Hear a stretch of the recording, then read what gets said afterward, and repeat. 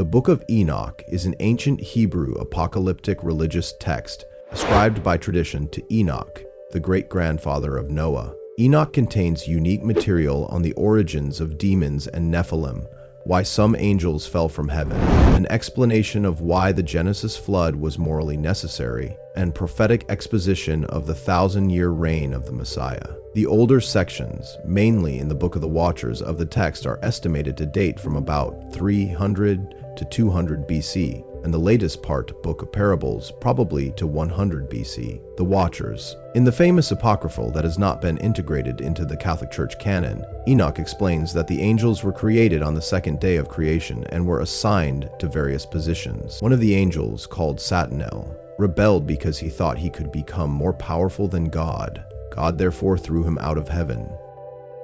The rebel angels, led by Azazel, are called Watchers, Egregorians or Benei Elohim in Hebrew. Among them, Asmodeus, Satanael, Sammael, Belial, Mastema, Milki Reza, and Semyaza. Men began to increase on earth, and daughters were born to them. The divine beings saw how beautiful the daughters of men were, and took wives from among those that pleased them. The Lord said, "My breath shall not abide in man forever, since he too is flesh. Let the days allowed him be 120 years. It was then, and later too, that the Nephilim appeared on earth, when the divine beings cohabited with the daughters of men, who bore them offspring. They were the heroes of old, the men of renown." Genesis 6:1-4. This is the only account of the Watchers in the Bible. According to some early Christian writers, the mysterious episode of Genesis is the proof that the demons are the offspring of the supposed union of the angels of God and the daughters of men.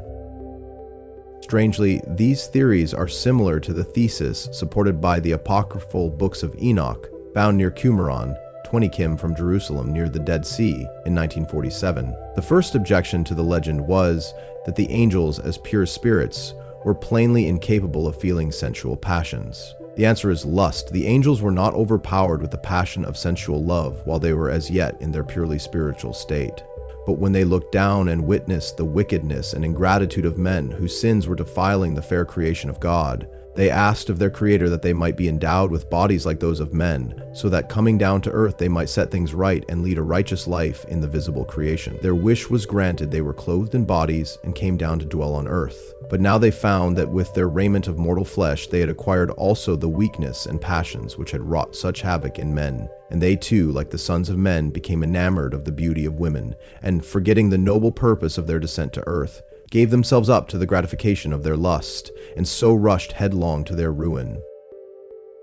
Names and misdeeds of the fallen angels, the 5 Satans. In Enoch 69:4, there is a list of the names of the fallen angels. This passage is odd because it mentions angels that are not mentioned elsewhere. Yekon, one who misled all the children of the angels, brought them down upon the earth, and perverted them by the daughters of the people. Asbel, one who gave the children of the holy angels an evil counsel and misled them so that they would defile their bodies by the daughters of the people. Gadarel, he who showed the children of the people all the blows of death, who misled Eve, who showed the children of the people how to make the instruments of death, such as the shield, the breastplate, and the sword for warfare, and all the other instruments of death to the children of the people. Benei demonstrated to the children of the people the bitter and the sweet, and revealed to them all the secrets of their wisdom.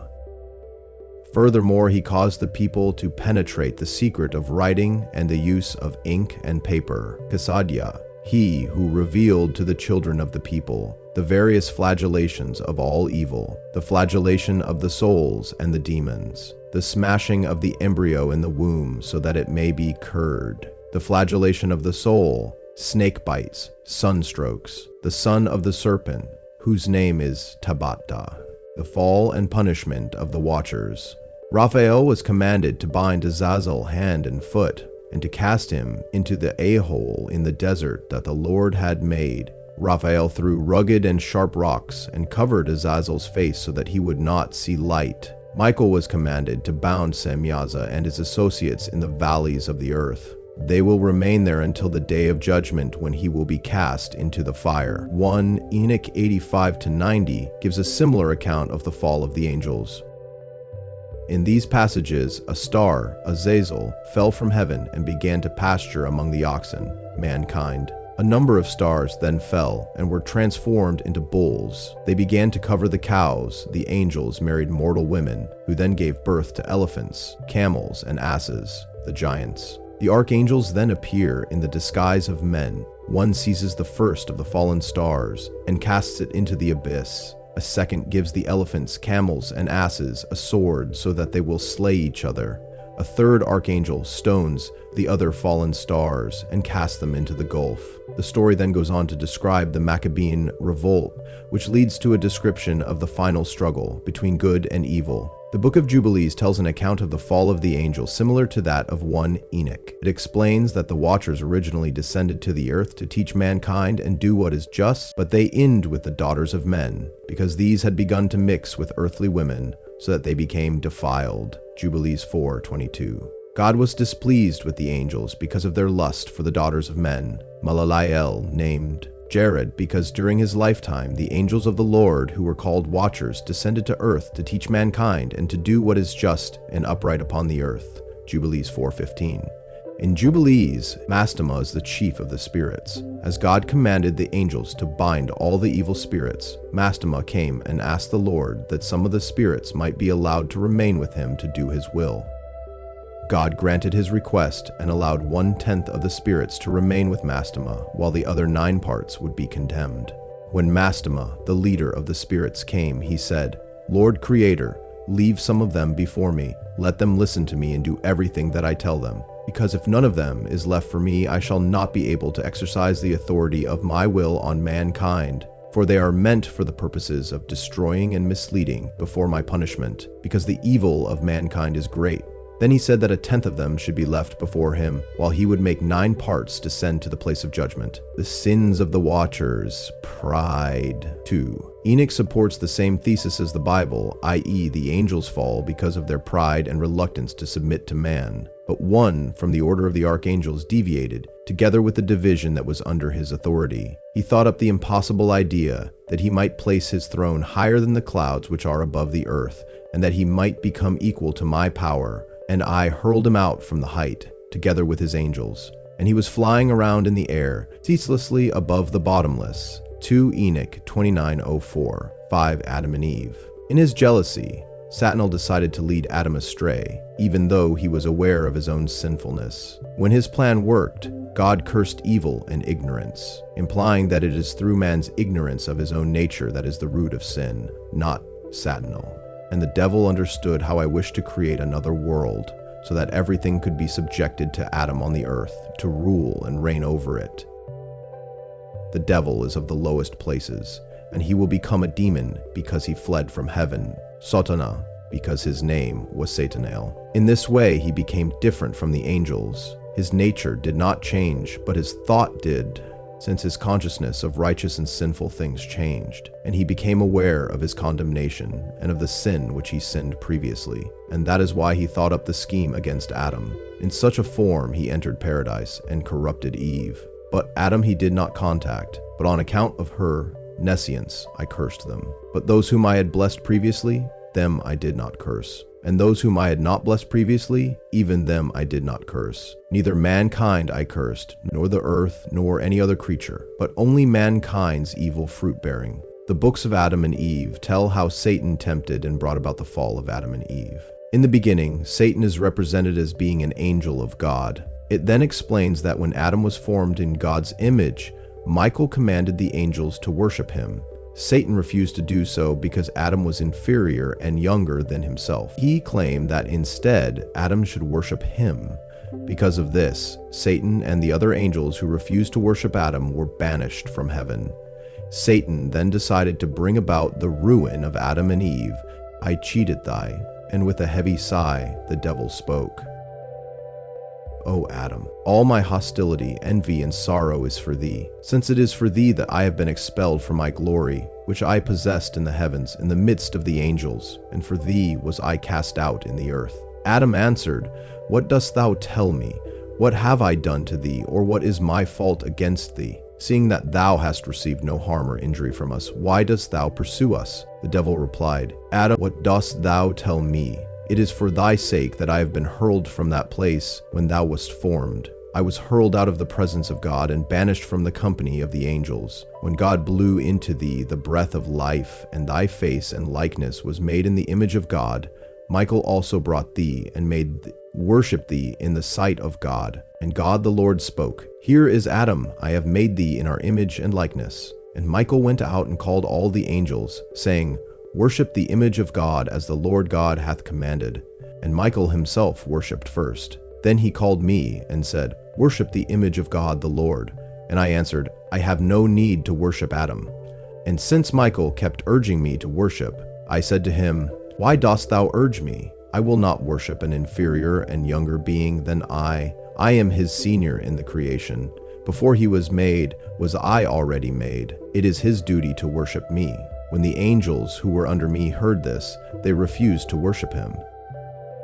And Michael saith, Worship the image of God. But if thou wilt not worship him, the Lord God will be wrath with thee. And I said, If he be wrath with me, I will set my seat above the stars of heaven, and will be like the highest. And God the Lord was wrath with me, and banished me and my angels from our glory.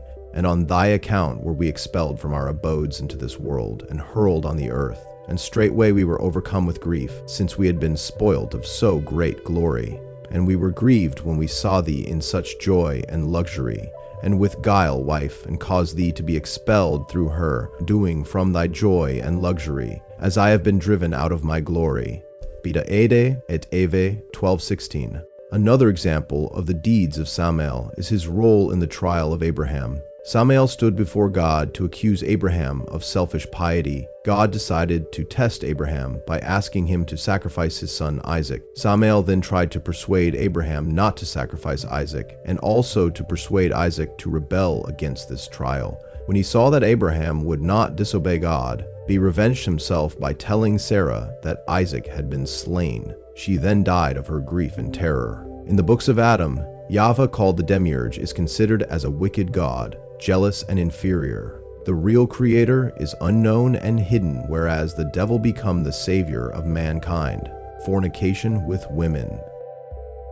The very sin of the Watchers were the perversion of their essence, copulation with human women. Certain passages in Jewish Midrash talk of how angels are immortal and do not need to reproduce. Because humans are not, they must reproduce in order to achieve immortality in their descendants. 1 Enoch gives an account of the fall of the angels from heaven. Chapter 6 talks of how the angels saw and lusted after the daughters of men. In those days, when the children of man had multiplied, it happened that there were born unto them handsome and beautiful daughters. And the angels, the children of heaven, saw them and desired them.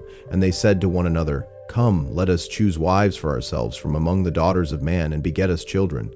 And Semyaza, being their leader, said unto them, I fear that perhaps you will not consent that this deed should be done, and I alone will become responsible for this great sin. But they all responded to him, Let us all swear an oath, and bind everyone among us by a curse not to abandon this suggestion, but to do the deed. Then they all swore together and bound one another by the curse, and they were altogether 200. Enoch 6, 1-7. Teaching of forbidden knowledge. The angels descended on Mount Hermon during the days of Jared. There were 19 leaders mentioned in 1 Enoch, who were also called the chiefs of 10. They took wives unto themselves, and every one respectively chose one woman for himself, and they began to go unto them. And they taught them magical medicine, incantations, the cutting of roots, and taught them about plants. 1 Enoch 7:1-5. The angels then taught women charms, enchantments, the cutting of roots, and the knowledge of plants. They taught men how to make various weapons and armor, and also arts and sciences, which are the secrets of the natural universe which God did not intend for man to know. The interesting fact is that the fallen angels have brought man the seeds of civilization. This is very similar to the earlier Greek myth of Prometheus, who was condemned for teaching humans how to make fire, and cast from Olympia to endure having his liver eaten by a giant vulture for eternity. As these acts led to an increase in lawlessness and warfare on earth, the 4 archangels, Michael, Uriel, Raphael, and Gabriel, cried out to God. In response, God sent Uriel to warn Noah that there would soon be a great flood. The Nephilim, The offspring of the union of the Watchers with the daughters of men were the giants, said to be 300 cubits tall. The Nephilim were eventually dispatched by God's executive order, much like the titanic titans of Greek mythology. The fire giants of Norse mythos were also aligned with the powers of darkness, and the women became pregnant and gave birth to great giants whose heights were 300 cubits. These consumed the produce of all the people until the people detested feeding them, so the giants turned against the people in order to eat them. 1. Enoch 7:1-5.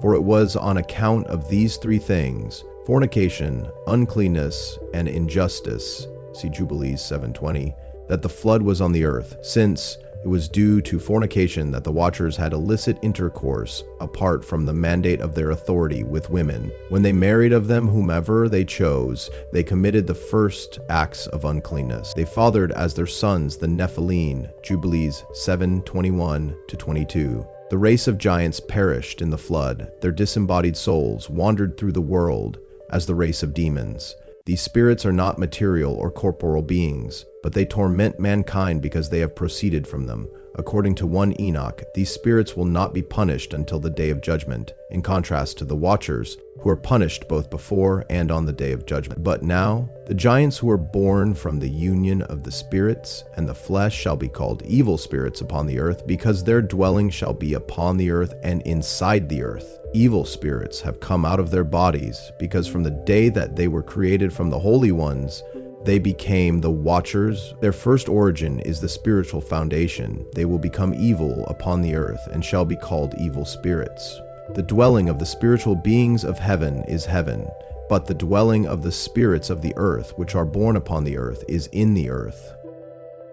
The spirits of the giants oppress each other. They will corrupt, fall, be excited, and fall upon the earth and cause sorrow. They eat no food, nor become thirsty, nor find obstacles. And these spirits shall rise up against the children of the people and against the women, because they have proceeded forth from them. 1 Enoch 15:2. Enoch also mentions a group of angels called the Egregori, who are similar to the Watchers. Their prince is called Sammael. A difference in this account as compared with the two previous accounts is that only 3 angels came down to earth to take wives and beget giants. These are the Egregori, who with their prince Sammael rejected the Lord of light, and after them are those who are held in great darkness on the second heaven, and 3 of them went down on earth to the place Hermon, and broke through their vows on the shoulder of the hill Hermon, and saw the daughters of men how good they are, and took to themselves wives, and befouled the earth with their deeds, who in all times of their age made lawlessness and mixing,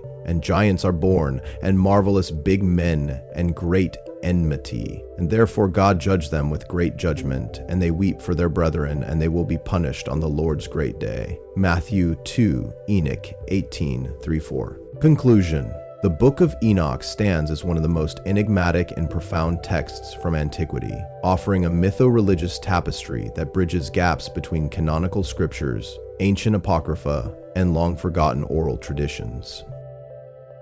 Though not included in the standard biblical canon, except in the Ethiopian Orthodox Church, the Book of Enoch presents an intricate cosmology, a bold moral framework, and a radical vision of divine justice that has captivated theologians, mystics, and scholars for centuries. At the heart of this ancient narrative lies the tale of the Watchers, celestial beings originally charged with the stewardship of humanity. Their descent to earth, driven by curiosity, desire, and eventually lust, marks a pivotal moment, not just in the text, but in the mythological foundations of sin, corruption, and divine retribution. The fall of these angels, led by figures such as Azazel, Semyaza, and Sammael, serves as a cautionary allegory about the perils of pride, rebellion, and the consequences of misusing divine power. Unlike the brief and cryptic reference to the Nephilim in Genesis 6, 1-4, Enoch provides a detailed, layered account of how these angelic beings not only defiled themselves with the daughters of men, but also bestowed forbidden knowledge upon humanity. This knowledge, ranging from weaponry and metallurgy to sorcery, astrology, and seduction, did not uplift civilization, but rather accelerated its descent into chaos and violence. The Nephilim, their hybrid offspring, were giants of enormous size and insatiable hunger, consuming all in their path until they turned upon mankind itself. This unchecked corruption, both genetic and spiritual, ultimately triggered the cataclysmic flood, a divine cleansing meant to restore cosmic balance. What makes the Book of Enoch particularly compelling is its dual role as both an apocalyptic vision and a theological commentary. It challenges the neat dualities of good and evil by presenting fallen angels not as embodiments of pure malice, but as beings undone by flawed intentions, envy, and unchecked desire. In doing so, it humanizes the divine and deifies the tragic, allowing for a deeper philosophical reflection on the nature of free will, divine justice, and cosmic order.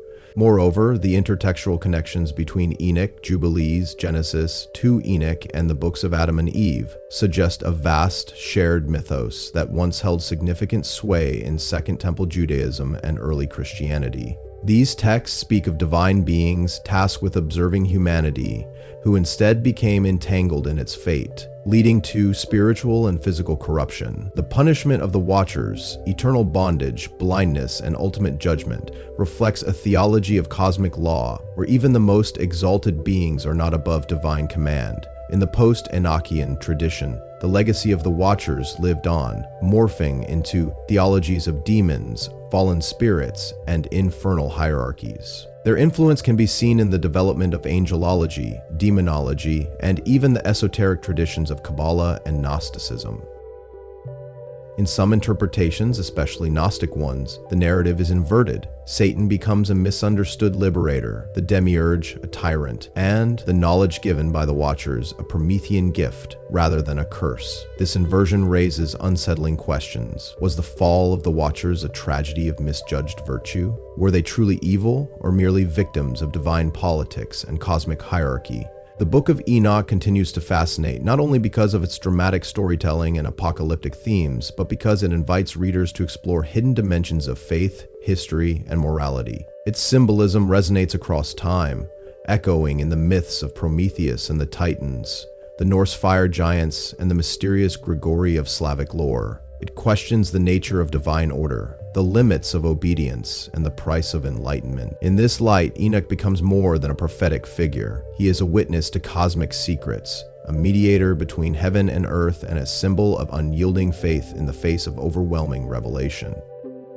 Ultimately, the Book of Enoch offers a glimpse into a world where the divine and the mortal intertwine, where celestial beings walk among men, and where knowledge itself becomes both a blessing and a curse. It is a timeless testament to the enduring power of myth and the human need to understand the sacred, the fallen, and the fate that binds them both. Thanks for watching, everyone. If you enjoyed this video, don't forget to like, subscribe, and hit that notification bell so you never miss an update. Drop a comment below with your thoughts. I love hearing from you. Check out more videos on the screen, and I'll see you in the next one. Take care. Please consider